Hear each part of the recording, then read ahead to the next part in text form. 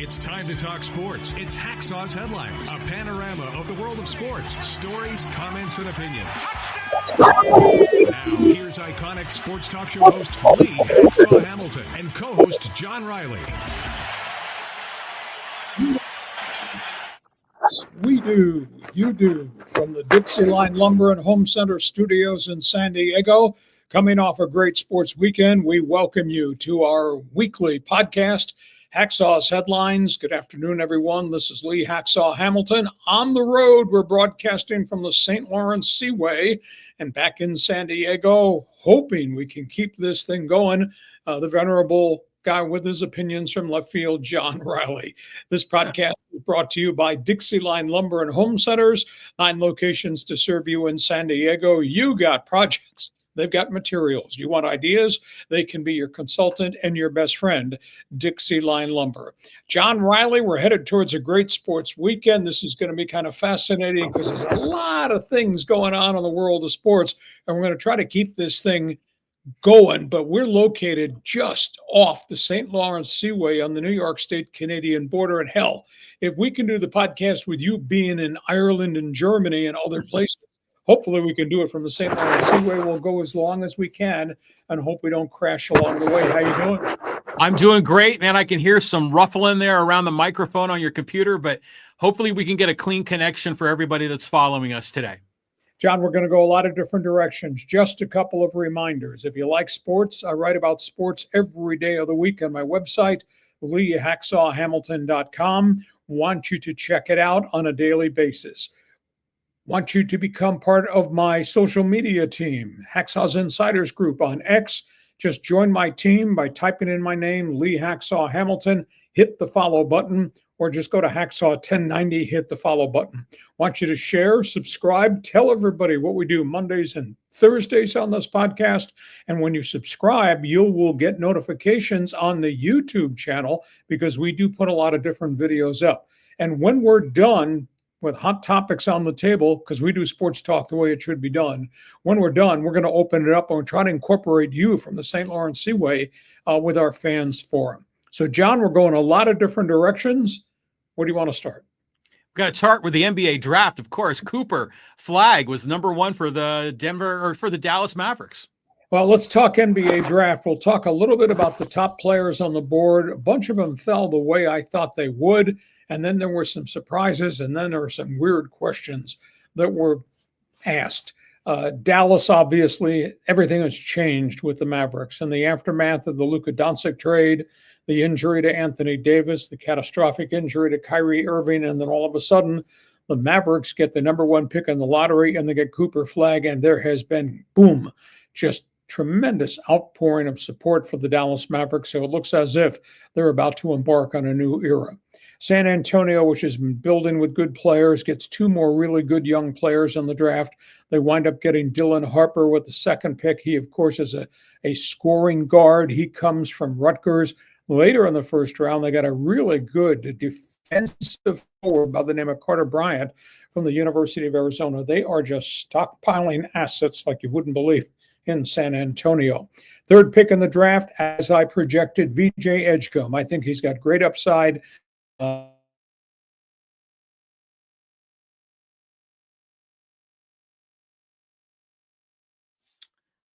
no. Did we lose you, Lee? Lee, are you there? I think we lost him in the St. Lawrence Seaway. Lee, are you still with us? Well, friends, I don't know if you're following the live stream, but it looks like Lee Hacksaw Hamilton is a little sketchy internet there way up in upstate New York. So I'm not sure if we're going to be able to pull off this live stream today. Let's give Lee a moment. Maybe he's going to swing back.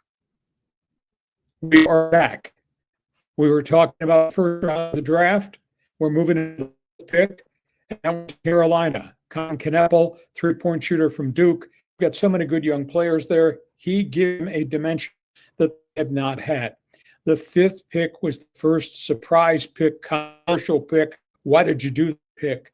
The Utah Jazz picked up Ace Bailey, the other scoring guard from Rutgers. He did not work out, did not visit with any teams. He was trying to project where he wanted to go, and it was not Salt Lake City. I got to believe that we've not heard the end story. There's going to be happening, I think, with Ace Bailey, a.k.a. I don't play for you. But Utah said, we're taking the player. You're our player. You're going to play here. This is going to be very intriguing. At the end of the day, this guy can be a player because he's got skill, or it could be a bust because he's so grossly immature. So that was Utah at number 5. Washington at number 6, really good guard from Texas, Trey Johnson. New Orleans at 7, really good point guard from Oklahoma and Jeremiah Fears.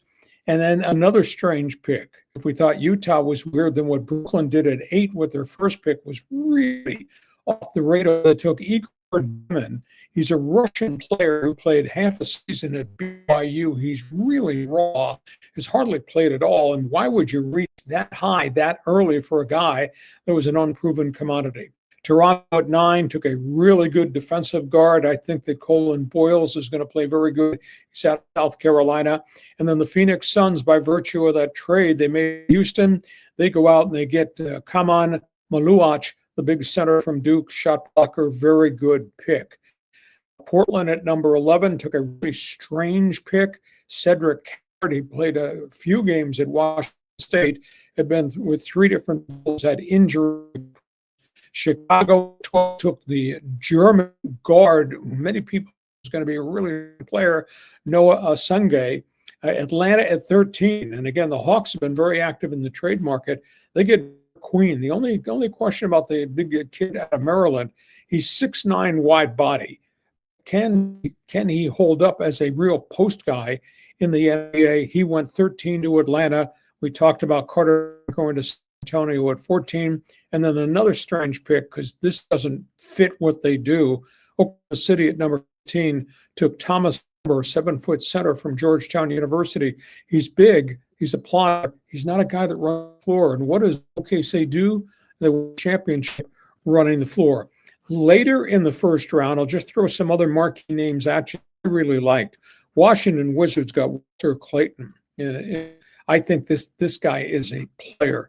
Oklahoma City got Nick Clifford, kid from Colorado State. Orlando, which had already made one big trade, they got Jace Richardson from Michigan State. Brooklyn at the end of the first round took Michigan's man and Wolf. And then Charlotte, by virtue of it, got Liam Mealy. He, of course, is an outstanding freshman from UConn. So there were some real surprises, some real, are you picking that player? Question. San Antonio really themselves a great deal. So, John, that's kind of a thumbnail sketch of what happened at the draft board. It was a wild first night. No doubt there's good shooters. There are a couple good big men. Some teams did very well. Others I didn't think did very well at all. You sat there, you watched it, reaction. Well, first of all, Lee, loving your analysis, but for me, you're breaking up on the live stream. So if you're watching, for those of you that are watching, if you can just drop us a little something in the live chat to tell me how you're hearing and seeing the live stream, just to make sure it's working okay. But I'll tell you what, I watched the whole thing, and it's great seeing these young men up there. This is a big moment in their life. You know, Ace Bailey seems like a character. He seems like a guy that's going to be interesting to watch. You know, it's some of these guys were young. It just was a very freshman-dominated kind of a draft, wasn't it, Lee? It really was. And again, all drafts have really become young, one-and-done type guys. That plus the infiltration of, more and more players from Europe. But there's no doubt that people got some really good talent. Hey, as many picks as we had in the top 15.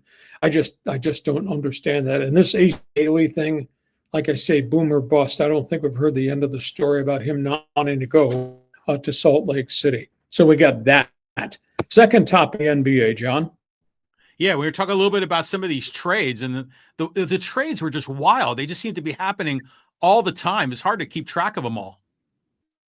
Well, let's just kind of look real quickly here. I guess that's great line you got there. Trades are just salary bumps. The Houston Rockets obviously made the blockbuster Kevin Durant trade. that changed the chemistry of the Phoenix Suns by letting them get Jalen Green, Dylan Brooks, etc. Boston, those were salary cap driven deals. The Celtics trading Chris Porzingis winds up going to Atlanta. Atlanta winds up getting Terrence Mann. I should say Brooklyn winds up getting Terrence Mann, and then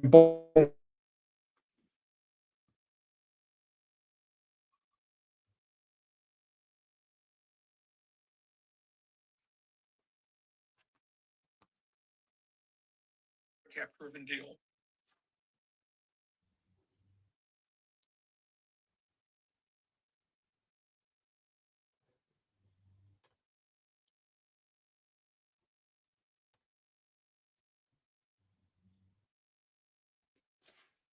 Olynyk went to the Washington Wizards. George Poole, he winds up going to the Pelicans. And then after the first round was completed at 11 o'clock at night, the Suns made another trade. Phoenix traded 2 number 1 picks, get Mark Williams. Mark Williams from the Charlotte Hornets. That was the big man the Lakers tried to get at the trade deadline and could not get because he failed his physical. Now he winds up in the division anyhow. He goes to the Phoenix Suns. So, I mean, you look at what the Suns and Green, Dylan Brooks, plus Mark Williams, plus the center from Duke has probably had the best 24 hours of any team in the NBA. But those were the trades. Some of that were obviously dollar driven because of the salary cap, most notably in Boston. Yeah, just if I can, for the fans listening and watching, Lee, you're breaking up on me, and I'm not sure if everyone else on the live stream is hearing Lee or seeing Lee correctly. So if you could just drop a note in the live chat on YouTube, on X, or on Facebook, and we'll see it here, and you guys can let me know what you're hearing. But I'll tell you what, the trade, like I said, the trades were confusing. You'd see a guy, he'd get picked up by a team, and you're kind of getting locked in, and then suddenly there's a trade pending or something like that. It was just really hard to keep track of. Yeah, it really was. Some of these trades came out of the field. Normally, you find out, you hear the grapevine, this is being shopped, this transaction's about to come down, and some of the stuff just came out of the clear blue sky. I don't know anybody that knew this Mark Williams trade was going to happen in Phoenix. And, Boston was obviously shopping Porzingis and shopping Drew Holiday, wound up going to different destinations than we thought they would. And there still may be more trade now. The second round of the NBA draft is underway. So, John, we go from the draft to the trades. Let's talk about the teams here in Southern California. Yeah, let's do that. And by the way, we are getting some updates from some of our followers online, and it is a little fuzzy and choppy for you there, Lee, right there on the St. Louis Seaway. Well, we apologize. It's the first time in 2+ years we've had technical problems. We'll try to just grind through this. Talk about help wanted, Los Angeles. Another good headline there. I'll give you the positives and the negatives with the Lakers.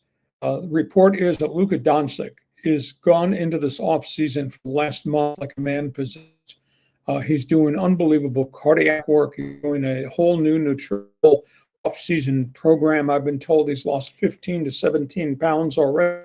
They're about to put him on a weight training program, which will strengthen him in the upper body. So obviously the message finally gotten to Luka Doncic. You have great skill, but you need to take better care of yourself. This is kind of fascinating.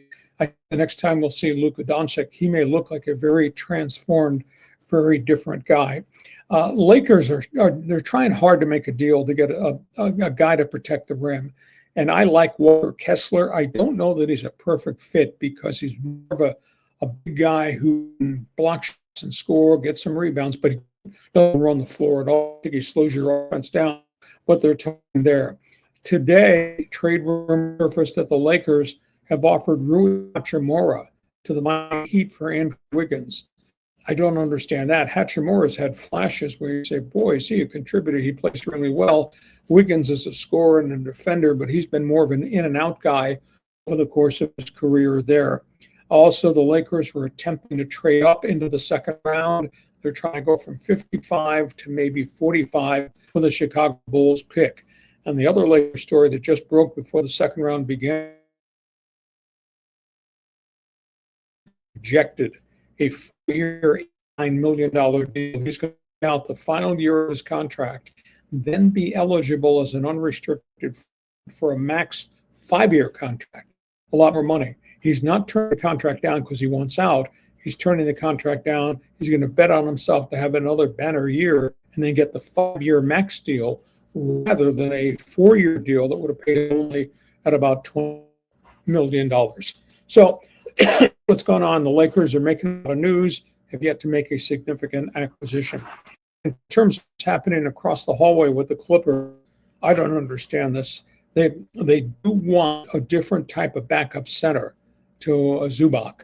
Ivica has really made himself a very rock-solid player, but they're talking when they drafted a 7-foot center from Penn State, kind of gangly, runs the floor. His name is Yannick Niederhauser. He's an athlete, but he's really raw. He's really grim. I'm kind of surprised that the Clippers spent that pick in the first round on him, a guy from Penn State. Clippers were a little bit stunned. They thought they had the inside tap to get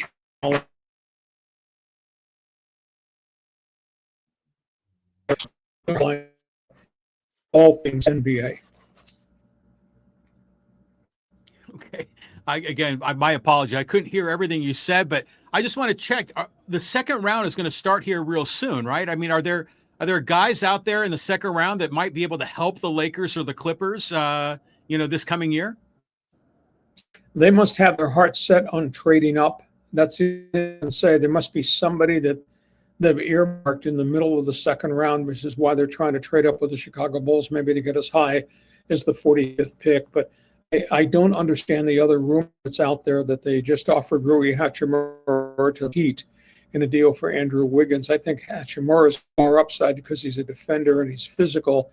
Wiggins is a defender and more of a shooter, but he's not a warrior per se. So it's going to be interesting. The Lakers are obviously hitting a lot of different buttons trying to get somebody to make a transaction with them.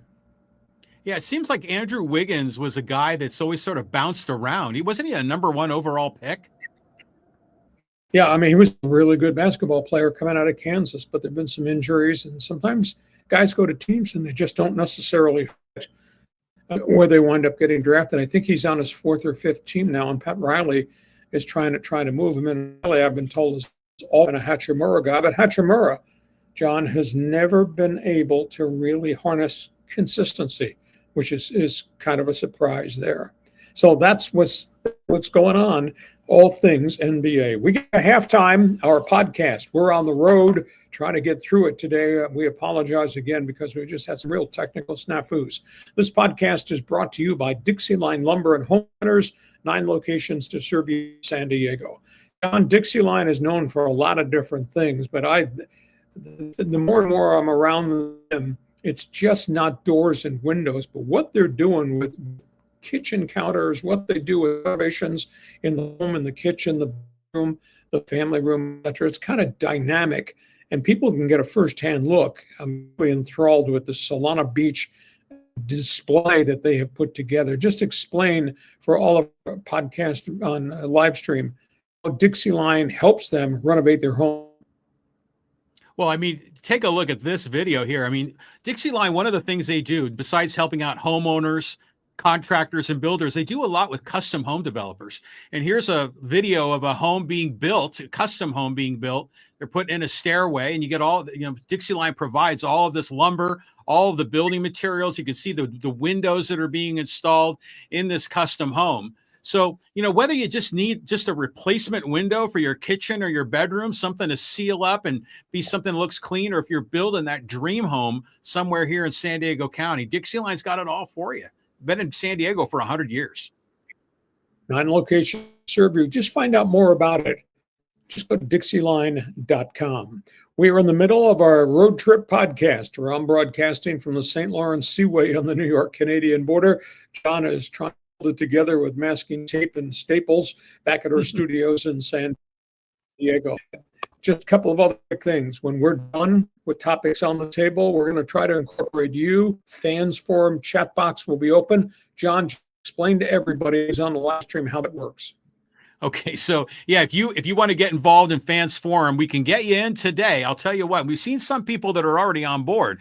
XX Revolution and Octobert and John and Callan and Schickster have already dove in. So hey, if you got a question or comment in the world of sports, we'll try to get you in. Just drop your take in the live chat on Facebook, X, or YouTube. And by the way, if you're in the live chat, let us know what the live stream quality is while Hacksaw is out on the road.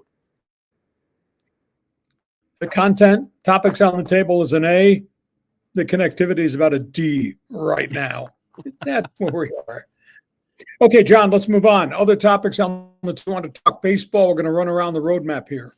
Yeah, MLB notes problems on and off the field. Let's talk about breaking story. We're waiting for an announcement out of the Dominican Republic tonight on the future of Franco. He, of course, is the one-star shortstop, Tampa Bay Rays.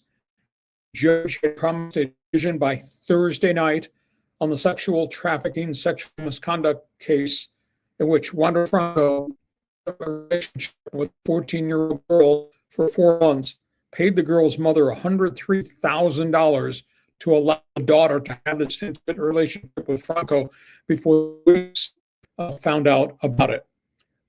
If found guilty by the judge, Wander Franco faces 4 to 10 years in prison. The mother is facing her daughter facing 14 years in prison. So as we went on the air this hour, we're still awaiting the decision, the announcement from the judge in the Dominican. In Pittsburgh, they're having a tough time. They got the great young pitcher Paul Skeens. He's got an ERA like 2.26. He's got a 4-7 record because they don't score any runs for him. Now they got another problem in Pittsburgh, John, with young center O'Neal Cruz. I don't know if you saw the video of this. He just does not seem to be focused. He does not seem to be intense. There was a Texas fly ball hit in front of him just this past week.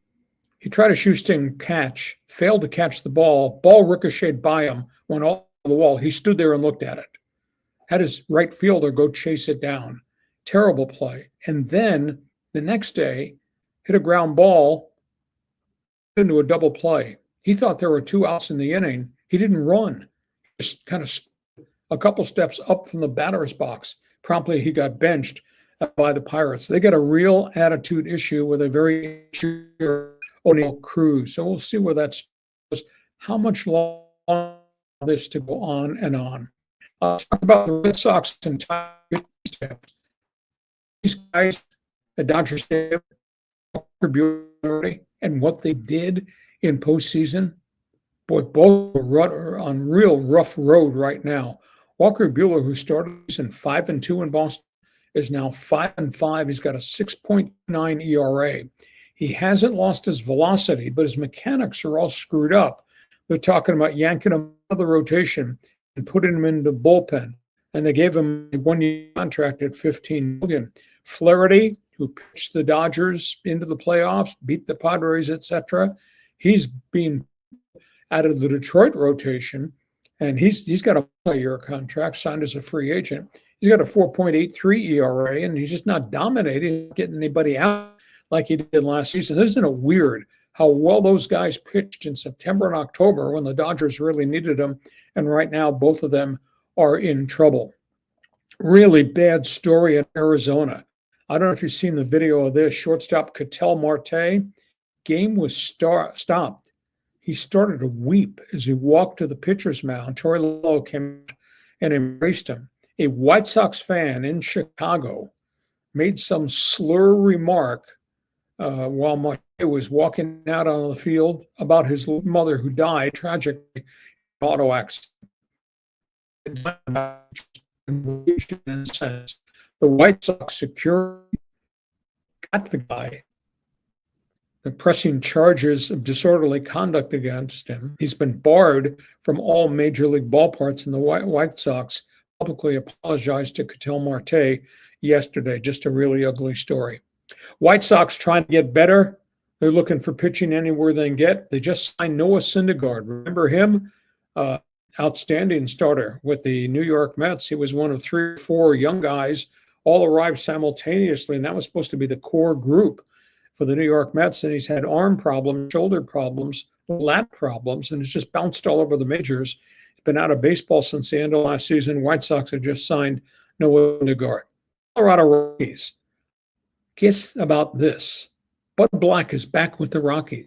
Fired after that 21-0 defeat at the hands of the Padres, maybe a month ago. Bud Black has been rehired as the director of pitching operations for the entire Rockies organization. So as bad as not a bitter parting for Bud Black, he's back in Denver. And how about the Mets and how about the Yankees? Boy, are they scuffling and struggling. The Mets just went through a stretch where they lost 10 of 11. Again, they got a lot of pitching problems. Soto is starting to hit, but right now the Mets have hit a skid. And the Yankees lost 9 of 12. They're pulled down. The batting order is not hitting at all, and we got pitching problems too. We're waiting on Wander Franco. How about the Arizona story? How about Bud Black going back to Denver? Hey, the podium belongs to you. Yeah, well, Bud Black going back to Denver is weird. I mean, if you get fired, it's just, why would you want to go back to work for that organization? So I know Bud Black wants to stay in the business, but I just thought that was a weird move. You know, just a couple other quick comments. The O'Neal Cruz stuff, I saw him when that ground ball got past him in center field, rolled to the fence, and he just turned around and looked at it. He didn't even try to go get the ball. And there have been other cases where O'Neal Cruz has not hustled down the line to first base on plays. Just that dude is just blessed with such athletic talent. Why isn't this guy's head screwed on straightly?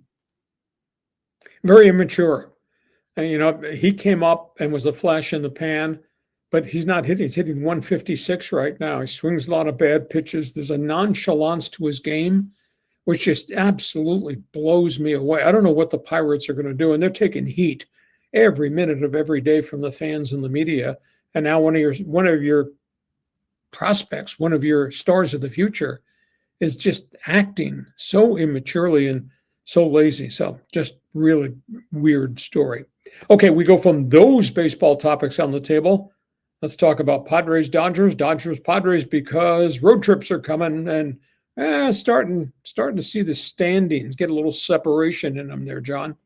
Yeah. The Dodgers are pulling away. You know, the Padres are going on the road to Cincinnati. So yeah, the easy part of the schedule is supposedly behind the Padres, right? Or the hard part is behind them.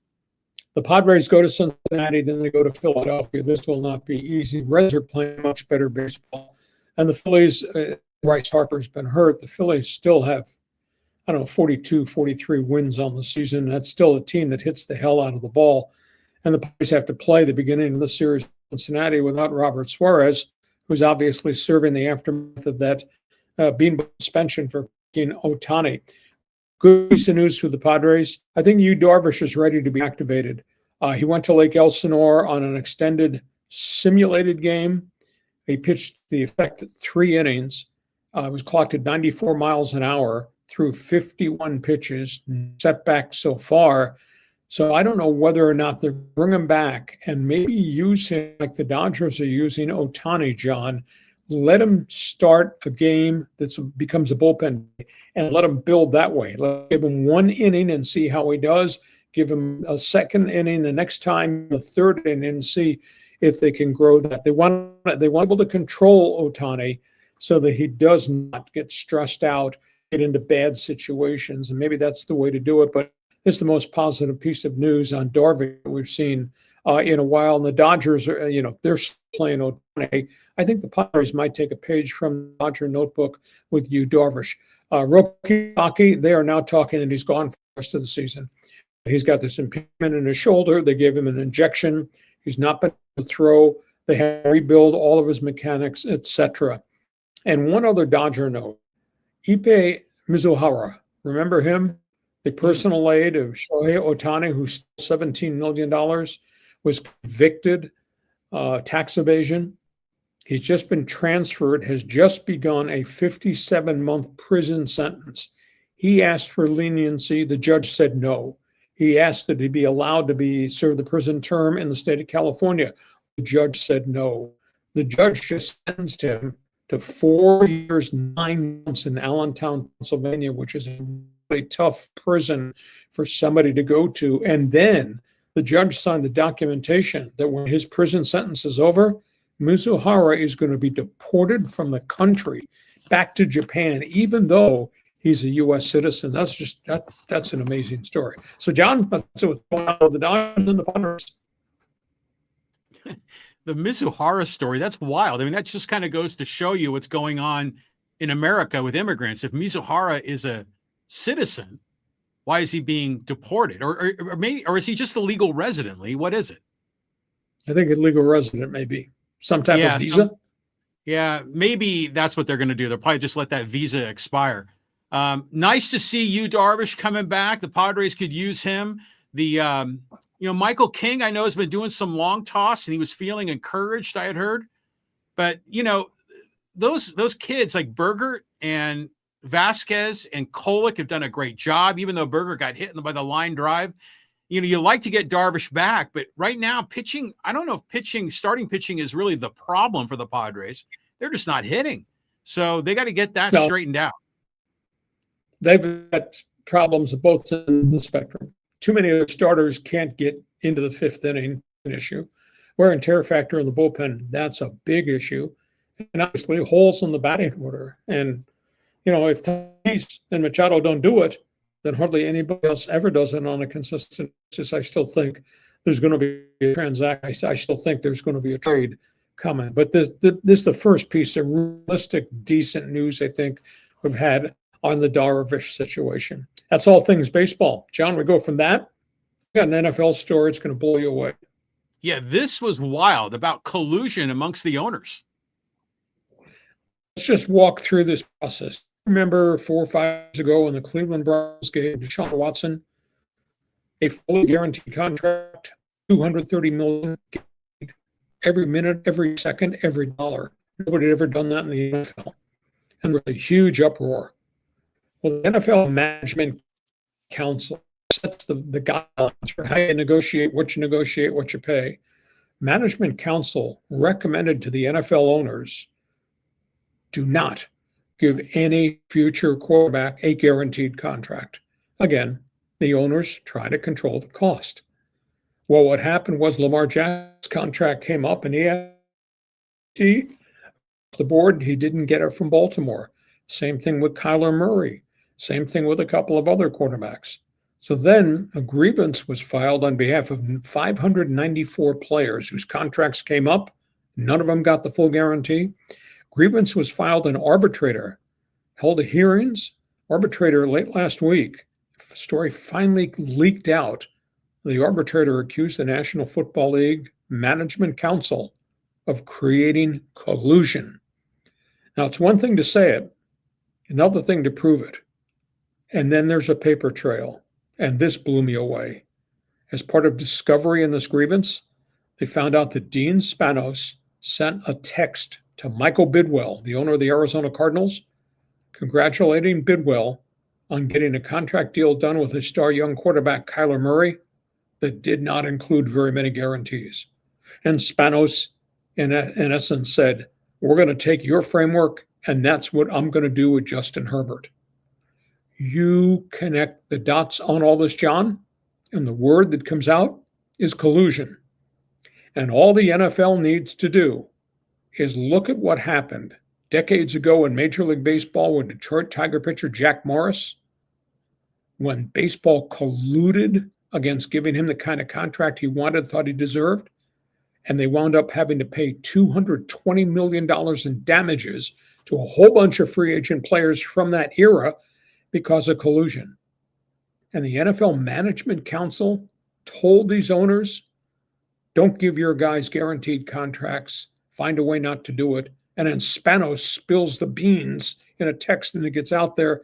Paper trail shows there was collusion. You got 594 players who were damaged during this segment of time. I'll guarantee you, there's going to be another grievance filed on the union is going to go after them, just like baseball's union did on behalf of Jack Morris and all those other free agents. We've not heard the end of the story. John, this thing just blew me away. And I don't know whether it's the stupidity of Spanos or the arrogance of Spanos or the incompetence to think you could collude and not have somebody find out about it. Wow. John, your reaction?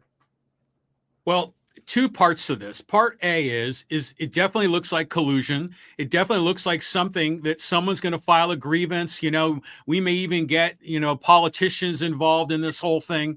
But according to the standard here in America, that seems to qualify. But in my opinion, this shouldn't be a big deal. I mean, because first of all, owners are going to talk amongst owners.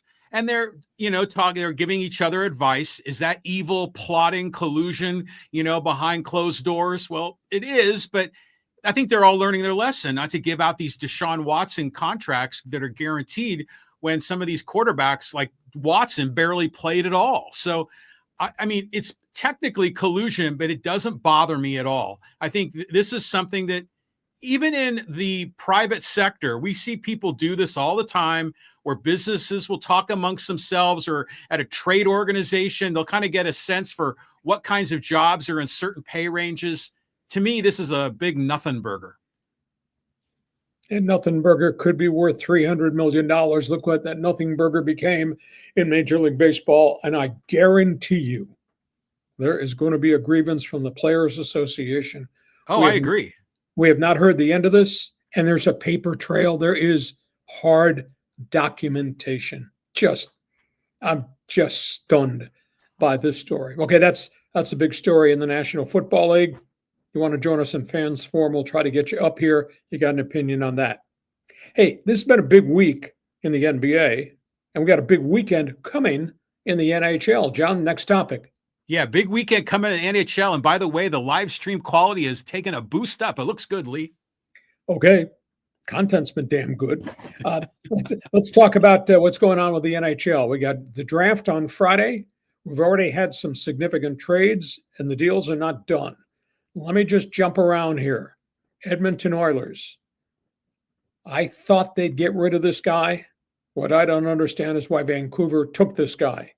Edmonton traded controversial Evander Kane and all his baggage and his $5.3 million contract to the Vancouver Canucks for a mid-round draft pick. Kane has had a history of junk off the ice and a history of erratic performances. Vancouver's got huge problems with their roster in terms of guys they traded, guys they had to get rid of, guys are going to lose. That's a big issue in Vancouver. Edmonton, their general manager, Stan Bowman, said a week ago Friday, there will be changes. Well, that's the first big one, and there's more to come. Florida Panthers, I don't know how they're going to do this. They've got a fistful of free agents. Each one of those guys raised the Stanley Cup a week ago. Florida, Sam Bennett, who won the Conn Smythe Trophy MVP in the playoffs, wants $10 million a year. Brad Marchand, who saved him with big goals in all the different playoff series, he wants $8 million a year. And I don't know where they're going to come up with the money for the third unrestricted free agent, Aaron Ekblad. This bears watching. I think these veteran players want to stay in Florida. They love the culture, but Florida can't pay all these guys.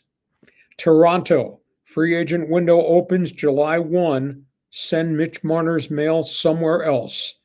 Now, there's a huge debate. How good a player is Mitch Marner? Yeah, he scored 221 goals in his career in Toronto. He's been surrounded by pretty good talent. Toronto has never won bleep in the whole Mitch Marner, Austin Matthews, John Tavares era. And Marner wants to be the highest paid player in the league. Hot rumor, LA Kings, Carolina Hurricane, and the San Jose Sharks and Las Vegas, all interested in Mitch Marner. Anaheim Ducks, another big trade. This one with a little bit of controversy attached to it. Trevor Zegras, the former number one draft pick, the teenage sensation, he's shipped to the Philadelphia Flyers. This comes a week after the Ducks traded for Chris Kreider of the New York Rangers. So a big, big set of deals with the Ducks trying to change the culture of the team. Dallas Stars, interesting story. They're trying to move some payroll.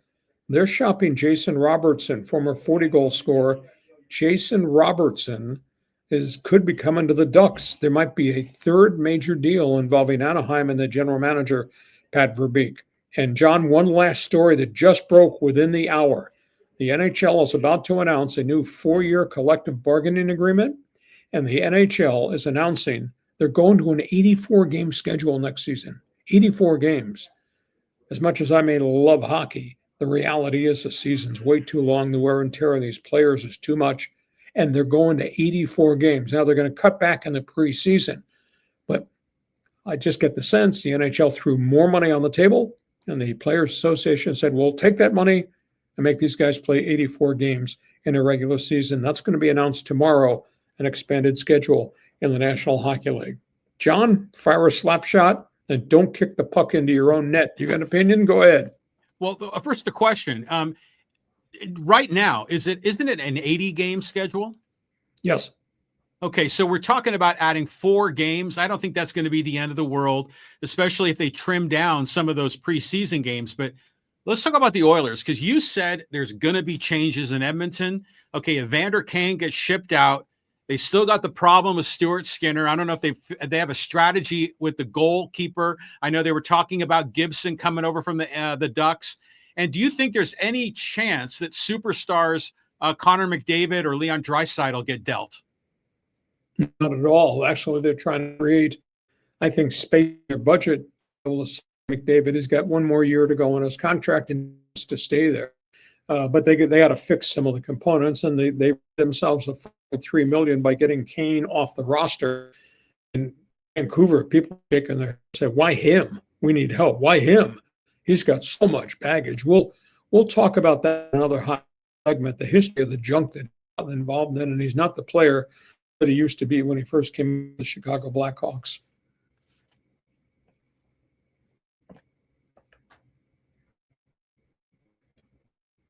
Okay, moving on. We're going with the high-speed sports wire. Let's bring it up here. Talk a little Pac-12 Mountain West. Yeah, there's a lot of stuff breaking in other segments. Let's just hop around the roadmap. Pac-12 Conference, July 1st, has to announce the addition of another member. That would get them to 8 full-time schools.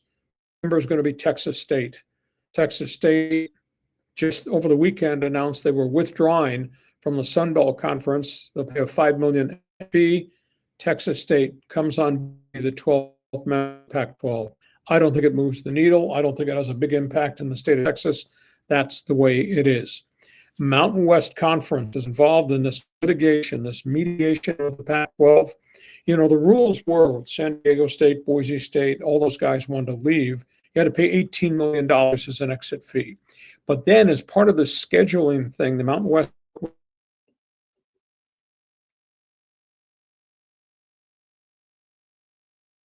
cost you a total of $66 million in poaching fees. Well, the Pac-12 has filed litigation against the Mountain West saying that's unfair.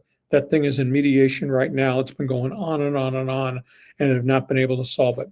Big Sky Conference, which just lost Sacramento State. We talked about them going independent in football. They're not going to get Division I. They'll continue to be an independent at 1AA. But the Big Sky, which is a really good conference, the Montanas, the Montana States, Idaho's, Idaho States. Big Sky has just announced they've expanded. They're adding Utah Tech and Southern Utah State, which will be competitive in a conference, but they've been able to keep all their anchors. You know, Montana, Montana State, Idaho, Idaho State have not jumped from the Big Sky Conference. This is a really cool story. Morehead State University. It's not a football power. It used to be Division II. Now it's Division I AA. The greatest football alumni was Phil Simms. Phil Simms played there in the 1970s. He was an option quarterback, small town kid from Florida, who wound up going to a school in the Ohio Valley Conference, and then went on to the NFL and had an illustrious career with Bill Parcells. Anyhow, Phil Simms, network commentator, he's done some enormous things for his alma mater, raising money. They just announced, Morehead State, that they are naming the football stadium after him. That really, really special. USC, first time they've spoken about what happened. I'm talking about the basketball player, the son of Gilbert Arenas, the longtime NBA star. A couple of months ago, John, we talked about this terrible auto accident that happened to Elijah Arenas at 3 o'clock in the morning in Chatsworth. He was coming back from a shooting basketball practice. It was not speeding. It was not drugs. It was not alcohol. What we found out, he broke his silence. Elijah testified that he was driving the computers. His Tesla froze.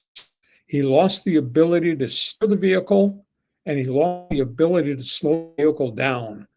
The vehicle went off the street, over a fire hydrant, head-on crash a tree, caved in the whole front of the Tesla vehicle. It exploded. He got seat. He could not get out because of the mechanisms and the computers. He was sealed inside the vehicle, and he had smoke inhalation. He got burned on the back. He climbed into the back seat, tried to kick out the window. They say he was in and out of consciousness for about 10 minutes. And two passersby who saw the accident stopped, busted out the back window and dragged him out, and he was unconscious. And they put him in a pool of water, the fires out. Anyhow, he'd been to two different hospitals. He was induced into a coma because of the severity of the smoke inhalation.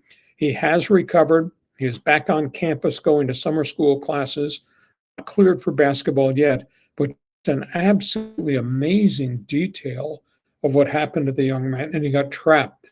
He did nothing at all except the computers in that Tesla vehicle froze. And he closed out his interview by saying, I really believed I was going to die.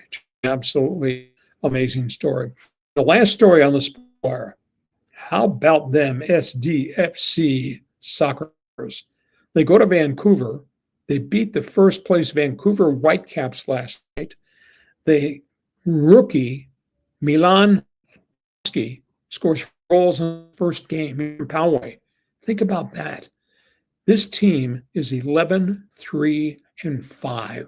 This is a team that started from ground zero, absolute square one as an expansion team, and they've got 11 wins. And they played a chunk of the games without their leading scorer, Chucky Lozano.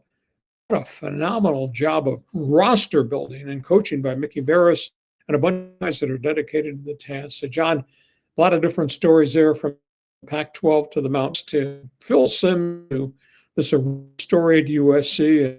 How about the guys kicking out soccer ball? Well, I mean, I saw the highlights of the San Diego FC game, and good on them. And I'll tell you what, I'm still getting used to this soccer schedule, because I normally think the games are on Saturdays, sometimes Sunday, but they have these midweek games that kind of catch me off guard, especially since the season had taken a break, for this Club World Cup tournament and everything else that's going on. It's just hard to keep track of it. I got to pay closer attention. But what a thrill. They're in first place now in the Western Conference, or Western Division, which I think is just fantastic. But the story on this Arenas kid at SC, now, obviously a tragic situation, a terrible car crash. He was burned, smoke inhalation. I understand that. And we want to extend our condolences to him and his family, and hopefully he recovers and can get back on the court. But I'm a little suspicious by this, because this all happened like at 3 a.m, 5 a.m. And I don't think, you don't usually see these kinds of incidents with Tesla vehicles where they suddenly lose control and you can't control the steering wheel. You can't control the accelerator. Just something smells a little bit fishy here, Lee. Well, this whole story obviously was weird to begin with. The timing of it was weird. 3 o'clock in the morning, kid working out. Other people have indicated that, the young man has been fanatical about his preparation as an incoming freshman at USC. I guess I give him benefit of the doubt, but I mean, I saw the video. I can't believe that the kid walked away. He actually didn't walk away, got dragged out of the car and did not die. But he opened up and he talked extensively about it, and so did his father, the former NBA star Gilbert Arenas. So I don't know if there's another page to the story that we're going to find out in the future, but that's the story that they are presenting right now. And the fact that those two guys stopped and saw the car ablaze and then found out somebody was inside it and then busted through the back windows to get the kid out of the car. It's just amazing. Yeah, just unbelievable. Yeah, I mean, so I'm happy that he's getting taken care of. Hopefully he'll be ready for the season. It is time. Fans Forum, chat box, open for business. This podcast, heading towards a great sports weekend, brought by Dixie Line Lumber and Home Centers, 9 locations to serve in San Diego. You got projects, they got materials. You want ideas, they can help you. Just go to dixieline.com and see all the things that they have to offer. John, we got people that are going to fire us some questions. Hopefully we'll keep this thing going. This thing won't self-destruct and melt down like it has a couple times during the course of this afternoon broadcast. Go ahead. Where do you want to go? All right. Well, we'll kick it off a little bit of fun here. This is from Jason S. He goes, "Hey, is Saw using an original iPhone? What's going on?" No, it's a rotary phone, circa 1972. No, it's not a rotary phone. Yeah, and this is weird because I've done a lot of these remotes abroad, and you use hotel Wi-Fi or my computer air card. We've never had problems. This is the first major problem. And remember, we did our podcast when I was based in Oregon and he was in Ireland. And we did the podcast when he was in the Panama Canal and I was back in San Diego. Yeah, we did. We've never had these problems, except it's happened this afternoon. And of course, I'm up on the St. Lawrence Seaway up in upstate New York near the Canadian border. We're trying. We're not taking any vacation time. So we do ask you to give us some bonus points for that. Okay, Murphy's Law. All right. Hey, let's go to our friend Matt that always gives us a couple of bucks. Thank you, Matt. Hey, people forget there was hope Soto might resign. I think most fans would think differently of the trade, Soto might re-sign. I think most fans would think differently of the trade if you told them it was just a rental. Only one divisional series.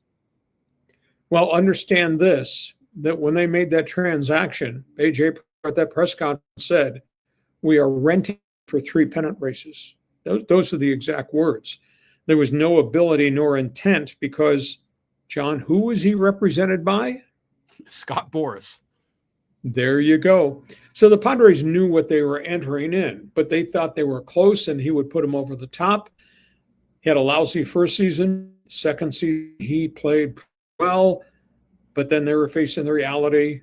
He's going to walk, and we're just not going to take draft pick compensation. That's why they executed the trade with the Yankees. And, of course, the end deal is they got talent in the Yankee deal, and part of that talent then became a bargaining chip to make the trade to go get Dylan Cease.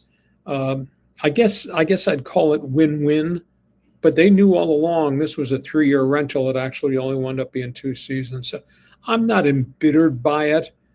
But at the end of the day, if the Padres don't get close to the World Series for a 3rd year in a row, I'd really be disappointed. Yeah, that whole trade, when that went down, I was thrilled. And I knew we gave up a lot of talent. Mackenzie Gore, James Wood, Robert Hassel III, C.J. Abrams. This kid, Susanna, who's a great pitcher in the minors.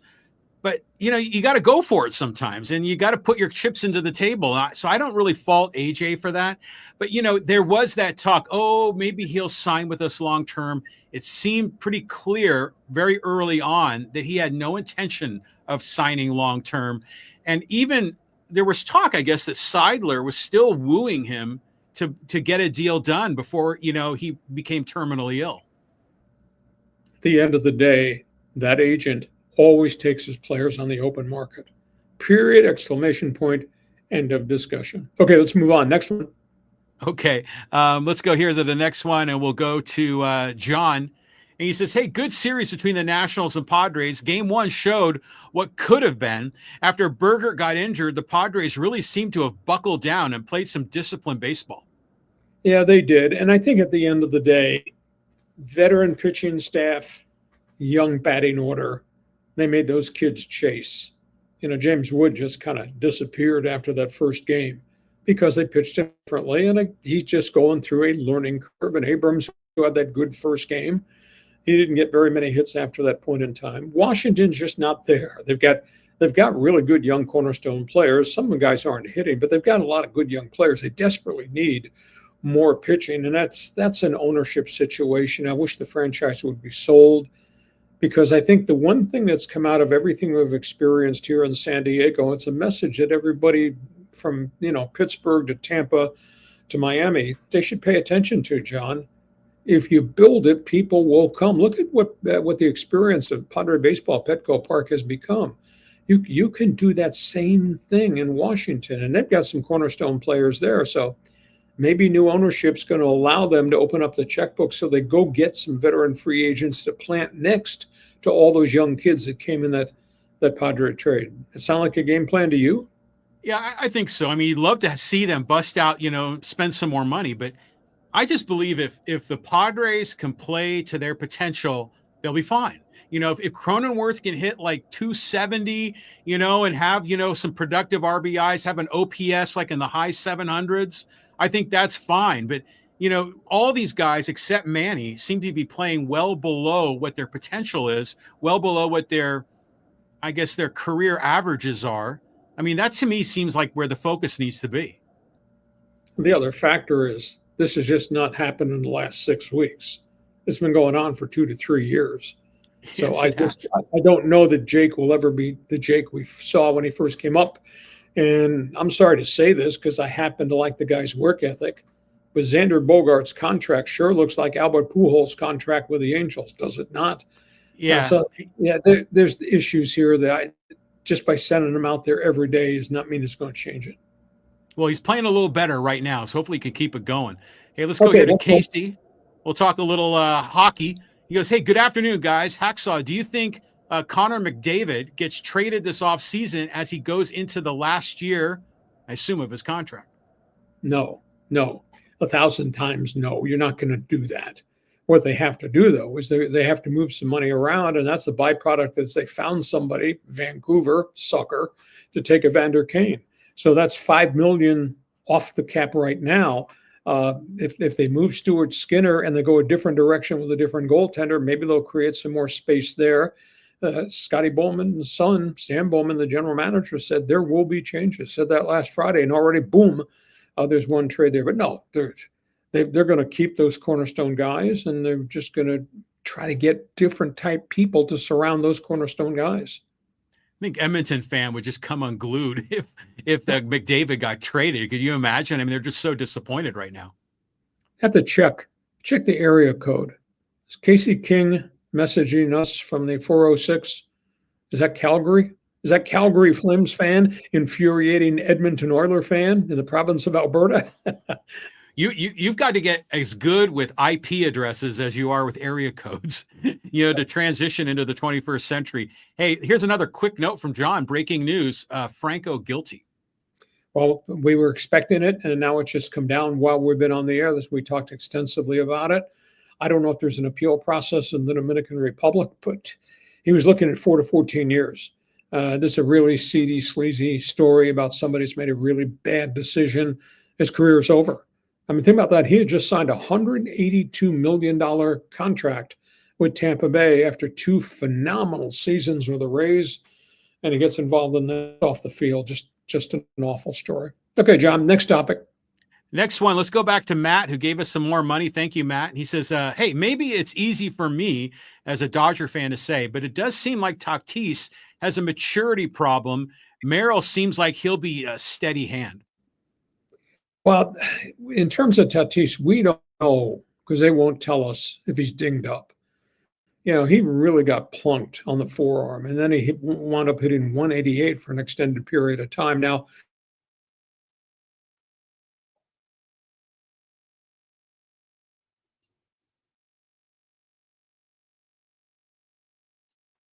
did we lose you, Lee? Merrill, no, he's had 2 injuries. Merrill's already had 2 injuries this season, so that's a concern too. But he comes back and he plays well, and he like Tatis and Machado, they're just grinders. They're just ballers. They are really, really good players. Tatis has not reached the superstar stat level compared to where he was when he broke into the game. What's interesting is there's a lot of guys like Tatis, so these big, tall, athletic guys from the Dominican that kind of have the long dreads. It's like Tatis and O'Neal Cruz and the guy for the Cincinnati Reds. What's his name? So it's L.A. interesting. Cruz, yeah, so there's a lot of just really talented guys coming up. Boy, if Tatis, man, he should be like just killing it, and he just can't seem to pull it all together. I don't know what it is. We'll continue to track it, continue to talk about it.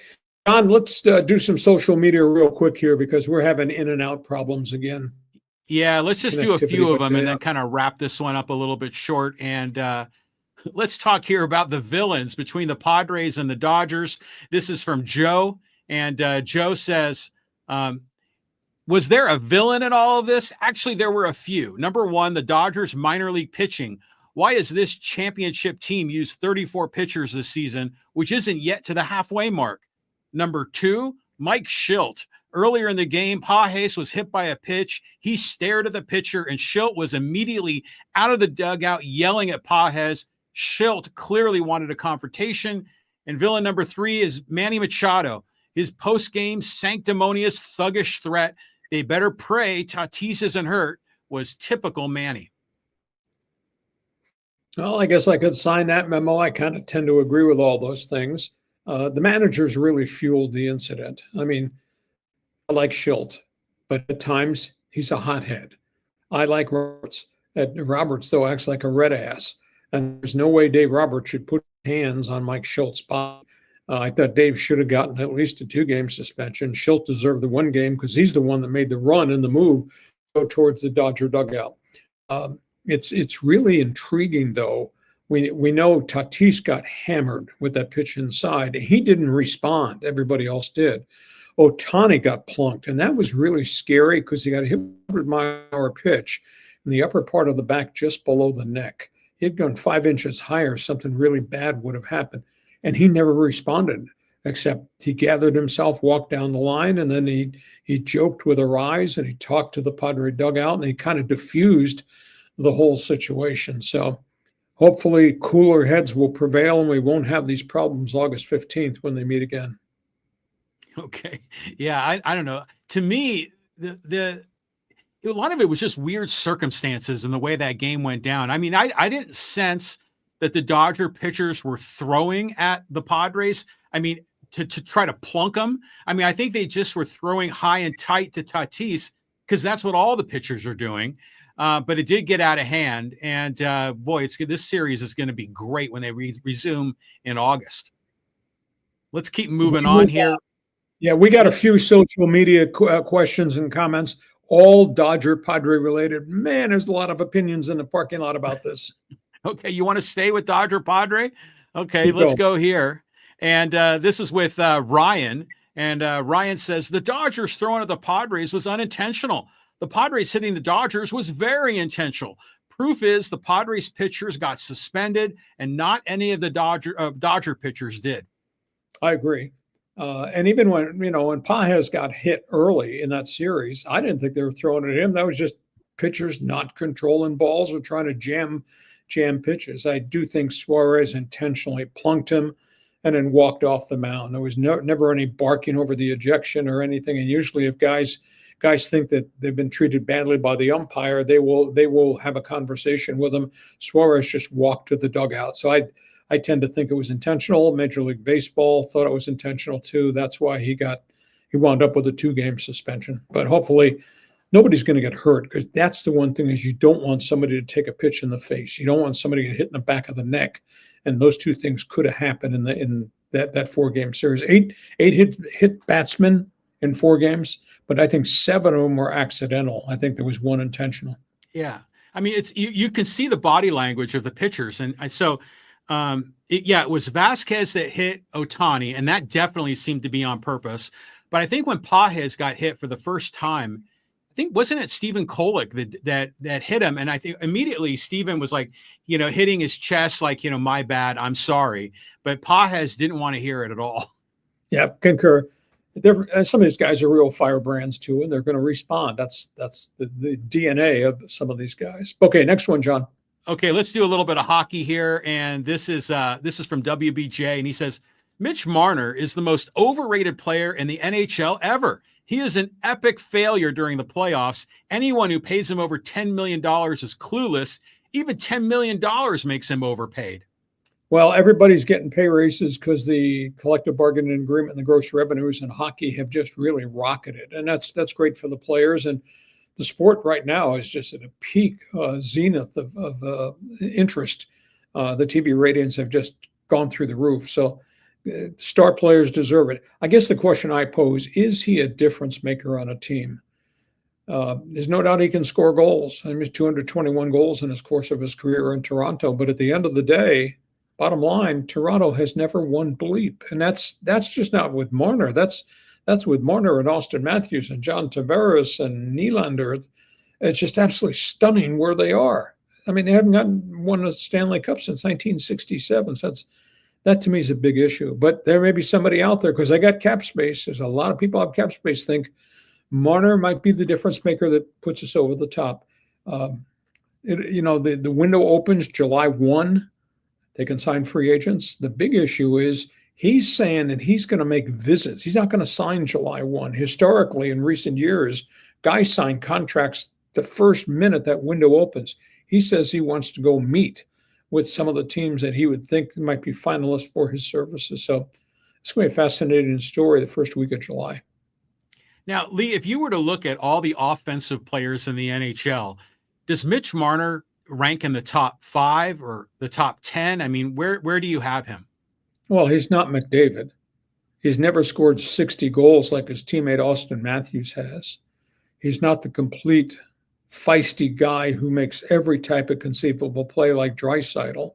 I would say he's top 10, but does that mean he has to be the highest paid player in the league? No, probably not. Now, maybe he won't get $14.1 million. Maybe he won't get the kind of contract he expects. But there's always somebody out there that thinks like this last acquisition is going to push us over the top. So, I keep hearing Vegas. I heard the LA Kings. San Jose, for some reasons of the opinion, they have a lot of cap space. But does he want to go play on a team that's not winning? Now, that San Jose, much like the Ducks, are stockpiling a lot of young players.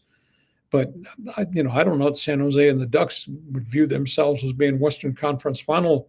Why would he go join one of them? So it's going to be really interesting. And again, so we're talking right match, and then we're talking $14 million for him. He's good, but is he a difference maker? Nah. Okay, keep moving. You want to get some more in here? Let's do a couple. Okay, let's go here. We'll talk a little San Diego sports. This is with Al. He goes, San Diego is a dead sports town. In basketball, lost the Rockets and Clippers, NBA, and the Conquistadors and the Sales of the ABA, lost the Chargers to LA, almost lost the Padres to our nation's capital in 1974.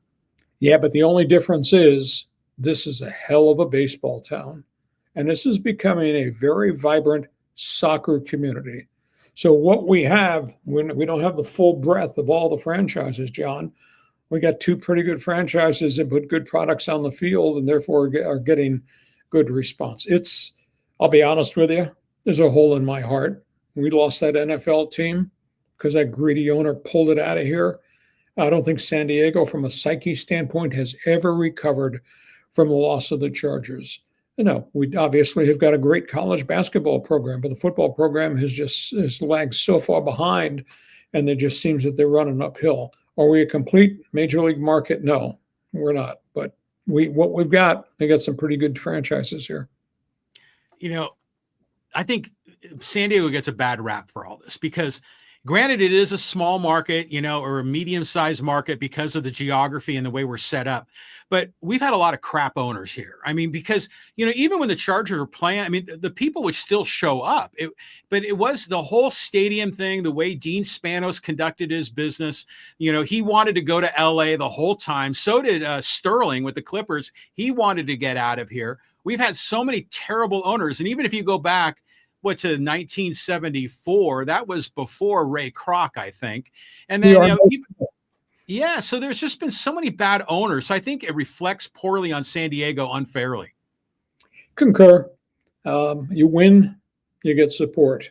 What the Seidler family has done on behalf of Padre Baseball has made it a destination point and just a good night out, in addition to seeing a lot of electric baseball. Hey, John, this has been interesting. Again, we'll just apologize that we had such connectivity problems at the front end of this podcast. Thank you for sticking with us. Hope you'll tell your friends what we're doing Mondays and Thursdays on this podcast. Check my website. I write on it every day of the week. Also want you to subscribe. When you do, you get all the alerts we send out when we put stuff up on the YouTube channel. John, take a deep breath. Here comes the rest of the NBA draft. Then we got the NHL. We got a Padre road trip too. So we got a lot to cover. We'll be here doing it again. I'll be at my cottage in upstate New York on Monday, hopefully with better connectivity there. I told you not to use that phone. It had batteries in that old that 1979 cell phone you had dead batteries in it too, John. No, I'm only kidding.